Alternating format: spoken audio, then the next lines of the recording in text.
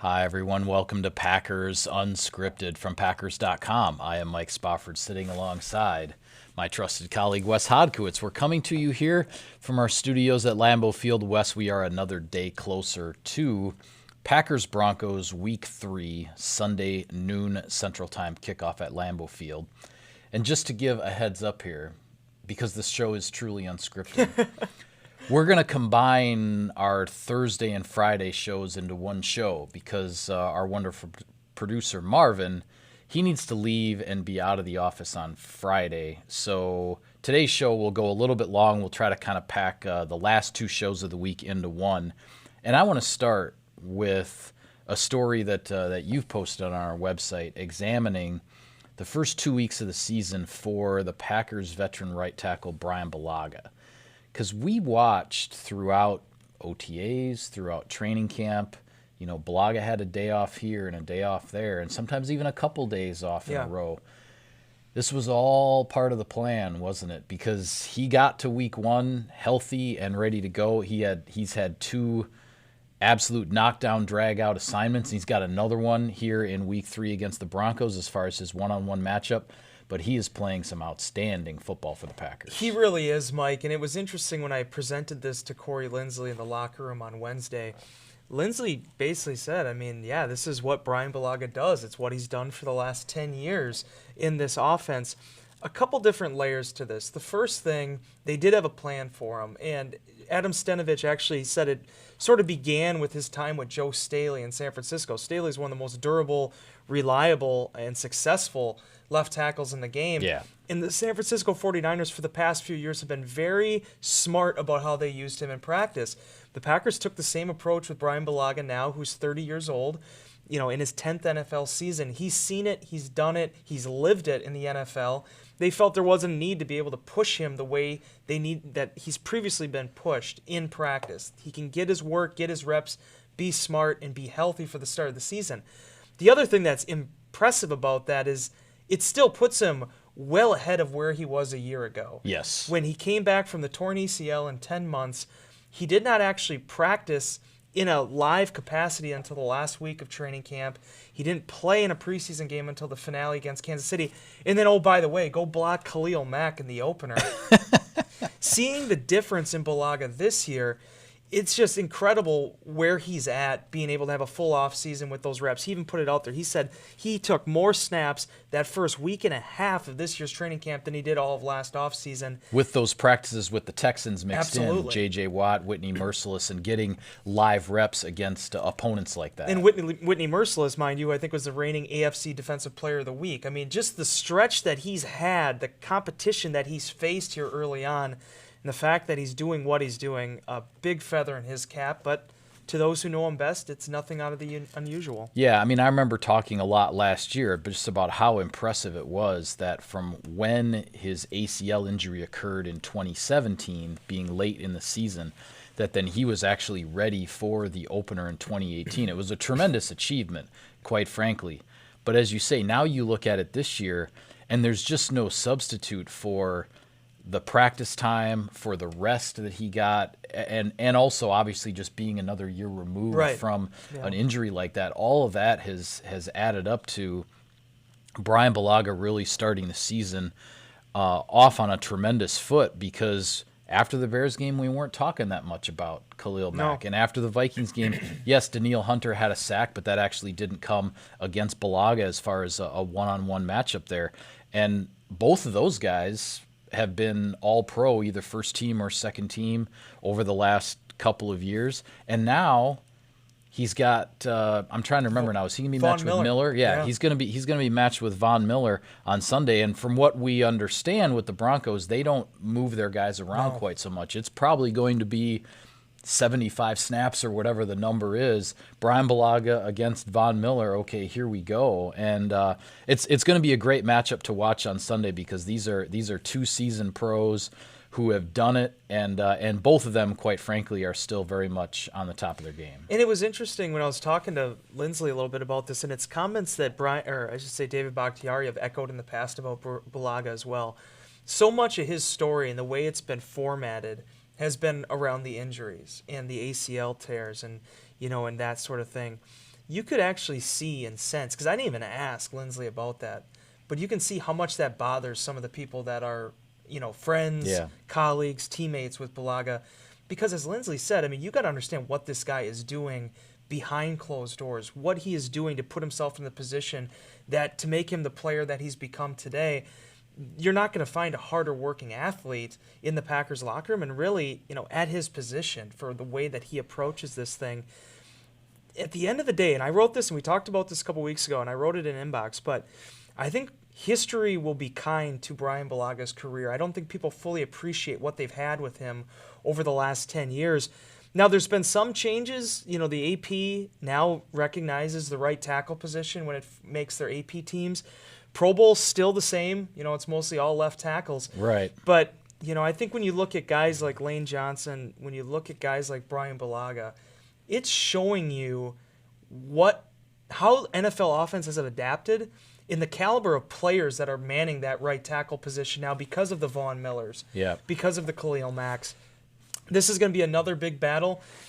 Bulaga said he doesn't care whether or not he gets the accolades, even though if some other people in his offensive line room feels like he should get them. Sure. His task is to go out there and pitch another shutout, and that's where his sole focus is on. And whatever happens after that, he'll let the chips fall where they may. Well, I think we're seeing, and guys like Bulaga and David Bakhtiari have talked about this, that the evolution of defenses in the NFL, it's not just about getting your one Reggie White as your premier pass rusher, and then these teams are loading up with pass rushers. And yes, the guy for a right-handed quarterback, the left tackle is the one protecting the blind side, which is a little bit tougher job, so to speak. And I don't know if tougher is the right word, but it's because the quarterback doesn't have the eyes in the back of his head. There's higher stakes. Yeah, but that's not to say that the guys who are rushing on the other side against the right tackle are any less caliber these days than maybe they were 25 or 30 years ago. So the matchups on the edges, they've been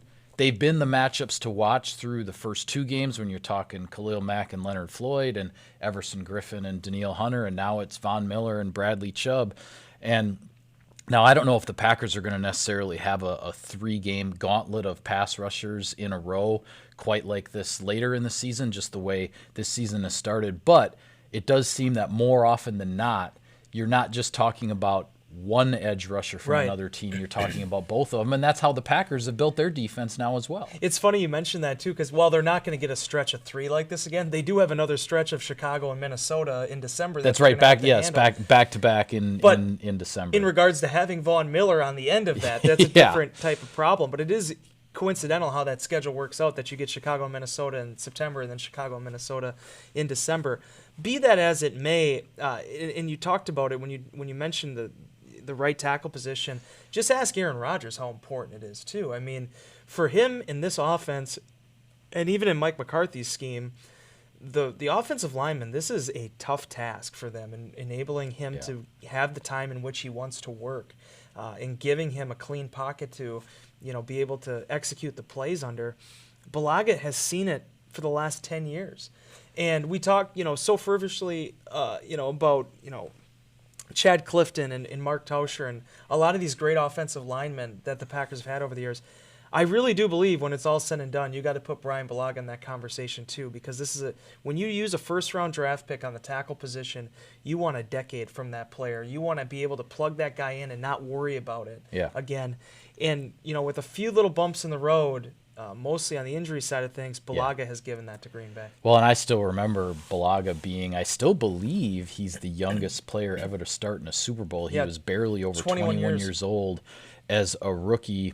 and he got matched up with James Harrison on a Right. fair number of snaps as a rookie in the Super Bowl, and yet nobody was talking about James Harrison after that Super Bowl. So, I mean, the guy's been doing it, and yes, there have been some bumps in the road with the injuries and whatnot, but regardless of the accolades, and some of that is just circumstance, as you mentioned, with how the voting and things like that go. This guy's been doing it since he came into the league. And very quietly, Mike, I mean, the guy started 97 of 101 regular season games with the Green Bay Packers. I mean, that is a heck of a career. And as he said, I mean, he has no plans on stopping. He sees himself with a bright future here in Green Bay, and a lot of more football games to play this season to continue to live up to that type of playing potential. Yeah, well, as the Packers get ready for the Broncos here on Sunday, been a little bit of an adjustment to the practice schedule, and the Packers are not alone here. The fact is, Matt LaFleur and his staff, they're looking ahead to the fact that there's a short week next week with the Philadelphia Eagles coming in on Thursday night, and we saw on Wednesday both the Packers and the Eagles essentially canceled or adjusted their normal Wednesday practice to go to a walkthrough to save a little bit on the players' bodies and whatnot, in that sort of with that lens looking ahead to knowing that next week is a short week, trying to plan ahead from a physical recovery standpoint now. It's an interesting approach, because not all teams have done this with Thursday night games over the years. I think it's a great approach. I thought it was very interesting that both Green Bay and Philadelphia both took the same tact without, presumably conversating about it. Because here's the thing, Mike. I mean, you go into this next week, once that game gets played on Sunday afternoon, you're already into the regen mode. You're already having to get ready for practice on Tuesday and a little bit on Wednesday. And then, hey, by the way, Thursday night, you're playing football again. Yeah. So it comes fast. Next week is going to be a short, fast week. If you look at an 8-day schedule, yeah, your biggest shot to be able to take a little bit off of players is going to be that Wednesday.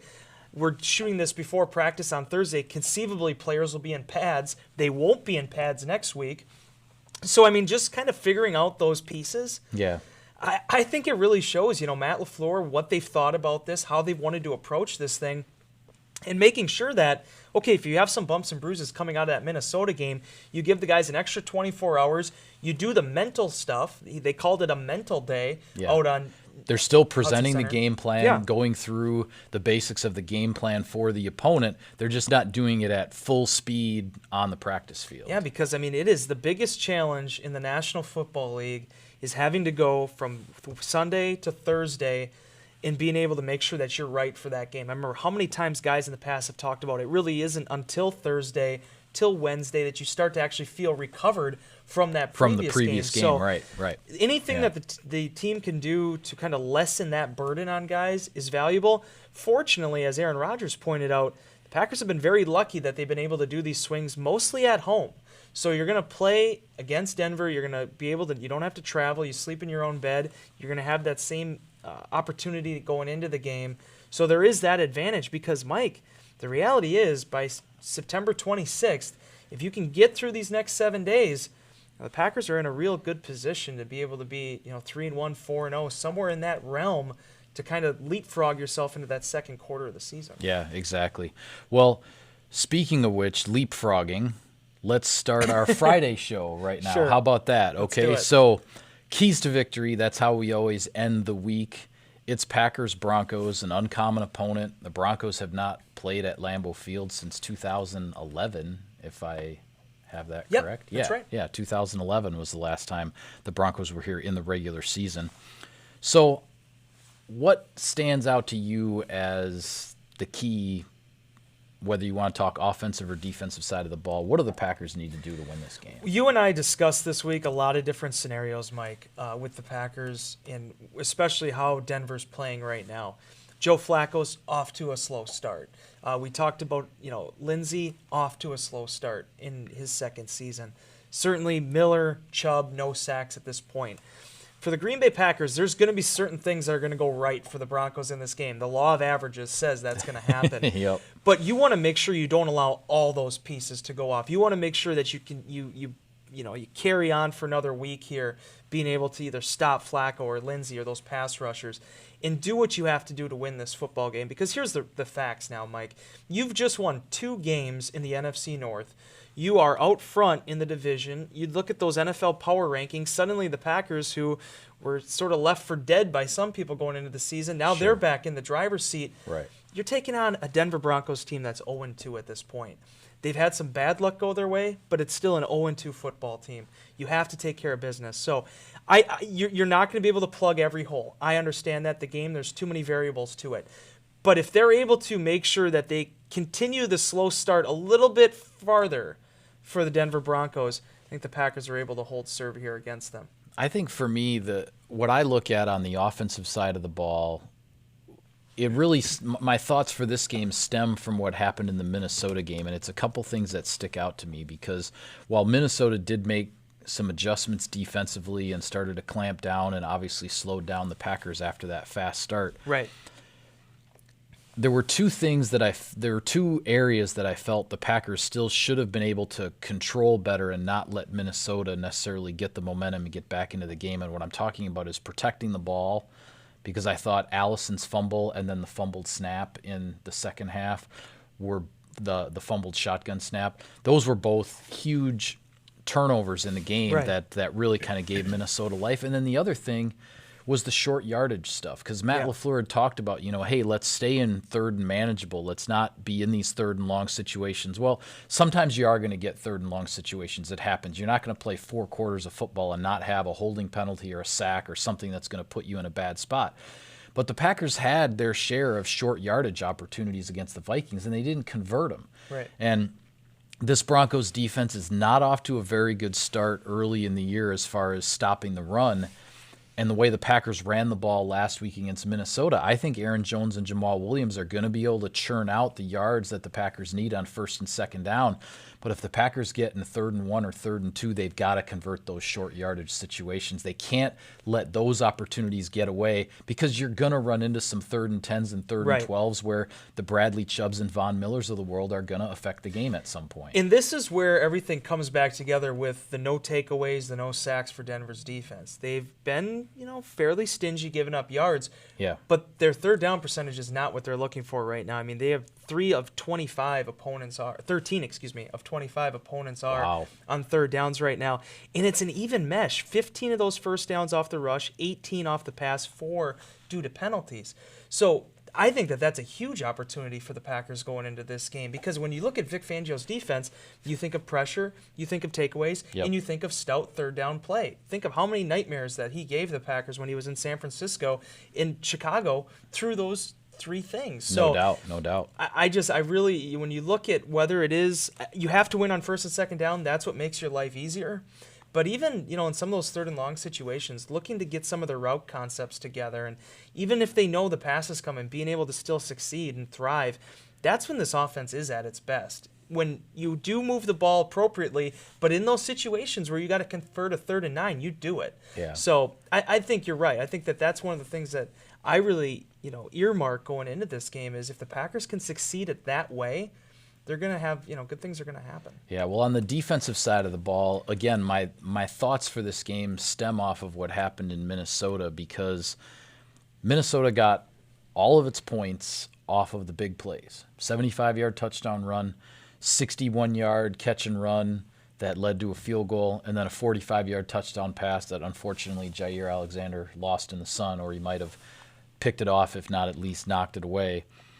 But through 2 games, and 2 games is not a huge sample size, but through 2 games, I think the evidence is there that if this Packers defense is making teams put together a methodical drive down the field that takes 8 or 9 or 10 or 11 play, if they're going to make them take that many snaps in order to score, this defense has a really good chance to get the stop. I mean, that's what we've seen so far. I actually looked, I think all of the scoring drives through the first 2 weeks for the opponent have been 6 plays or less. Right. And it's because of a chunk play, of a big play, particularly against the Vikings.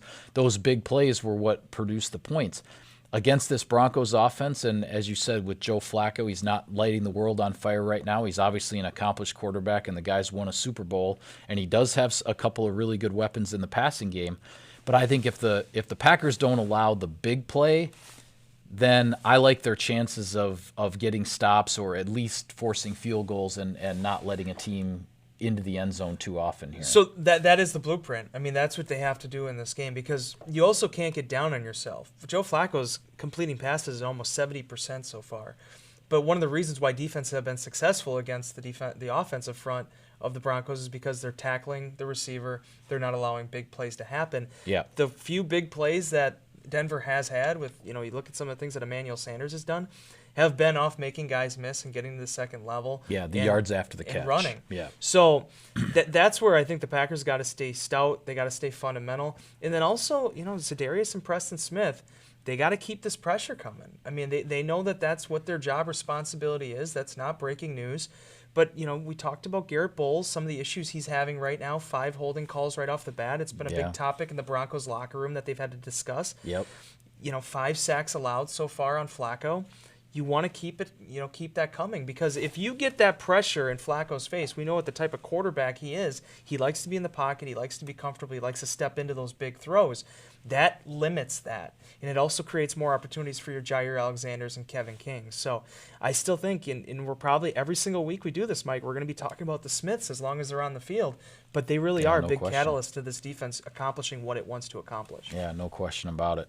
Well, looking ahead to the rest of Week 3 in the NFL, I want to get your thoughts on a game here that I don't think is necessarily going to attract a lot of national attention, so to speak. But for Packers fans, I think it's one to keep an eye on. And I'm talking about Detroit going on the road this week to play Philadelphia. Obviously, Detroit being a division opponent, the Lions are 1-0-1 after a home victory over the Los Angeles Chargers last week that a lot of people, including me, didn't think they were going to win.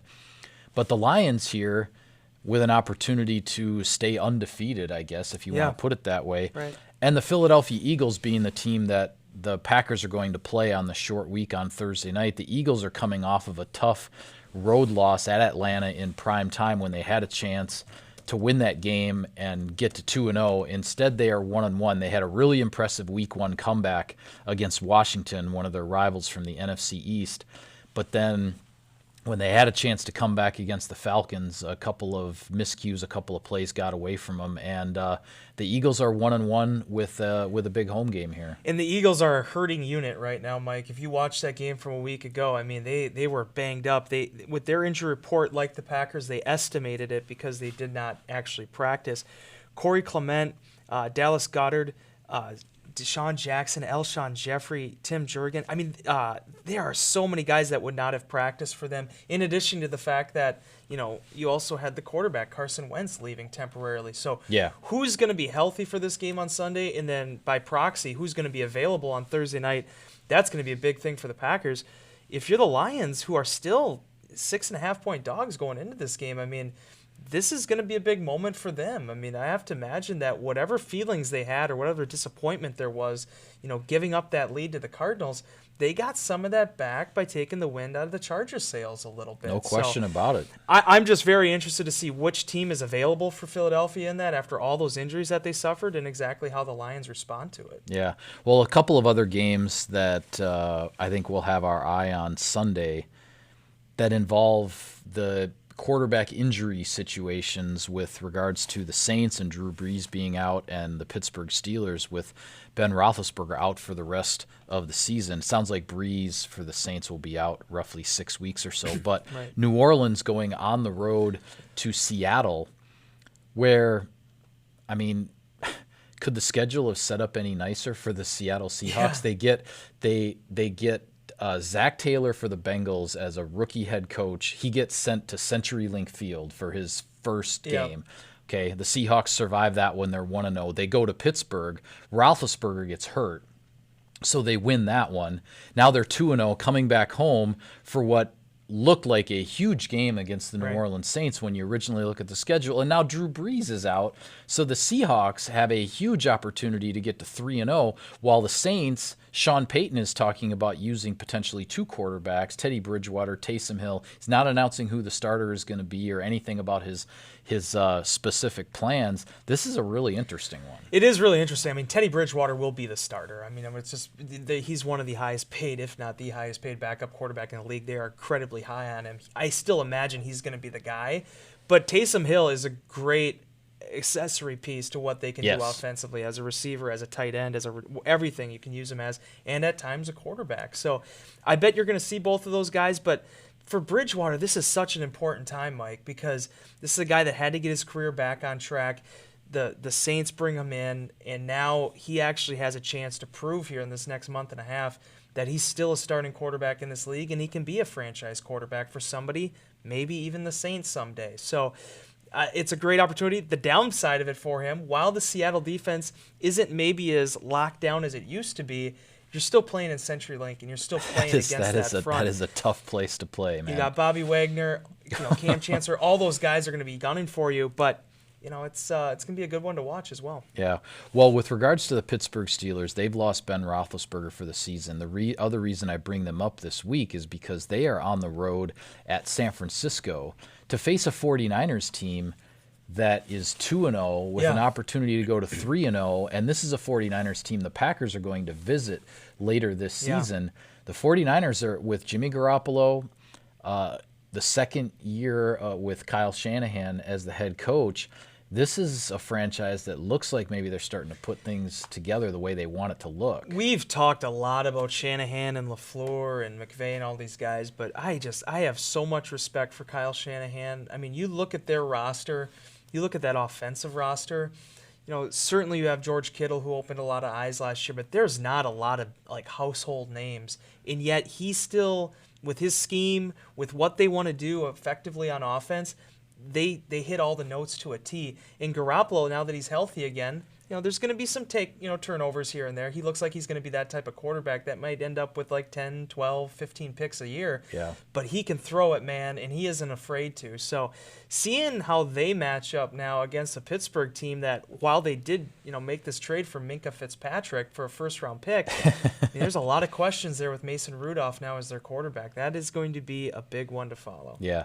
One other game I want to get your thoughts on quickly has nothing to do with the Packers because it's 2 AFC teams and the Packers aren't necessarily involved here, but the 2-0 Baltimore Ravens, the 2-0 Kansas City Chiefs, Lamar Jackson, Patrick Mahomes, really, really interesting matchup here. What do you think? Real interesting matchup, and two teams that do it completely different. I mean, Patrick Mahomes is going to throw for 5,000 yards again this year. Lamar Miller has proven he can throw, but their ground game is to be feared.